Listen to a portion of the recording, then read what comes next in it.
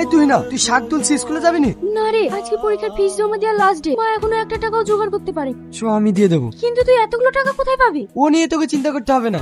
চত এই নিন স্যার। তোর নাম রিয়াজ কবিরাজ না? স্যার এটা আমার ফিস না, এটা তুই না। তাহলে তোর ফিস কই? স্যার আমি আর পড়াশোনা করব না। এই বয়সে পড়াশোনা ছেড়ে দিয়ে কি করবি? আসলে আমার দ্বারা পড়াশোনা হবে না, ভাবছি পড়াশোনা ছেড়ে দিয়ে কাজ কাম করবো। দিন স্যার, রসিদটা দিন।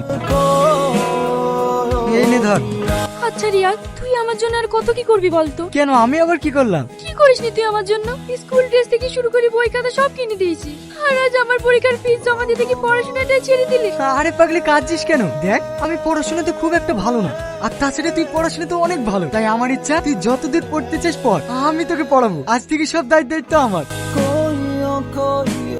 তুই লোকের বাড়িতে পেঁয়াজ কাটছি, তোকে বলিনি তুই কোনো কাজ করবি না? তুই একলাই কত পারবি বল? 4 বস্তা পেঁয়াজ কেটে যদি 200 টাকা হয়, তাও তো কোনো একটা কাজে লাগবে। তার জন্য তো আমি আছি। তাড়াতাড়ি রেডি হলে আজ কলেজে ভর্তি হওয়ার ডেট আছে। না বাপ, আমার মেয়েকে কলেজে ভর্তি করতে হবে না। কেন খালা? কলেজে পড়তে গেলে অনেক টাকা খরচা। এত টাকা তুমি কোথায় পাবা বলো বাপ? না না খালা, তুই না অনেক স্বপ্ন। ও কলেজে পড়াশোনা শেষ করে চাকরি করবে, তার জন্য যদি আমাকে দিন রাত পরিশ্রম করতে হয় আমি তাই করব।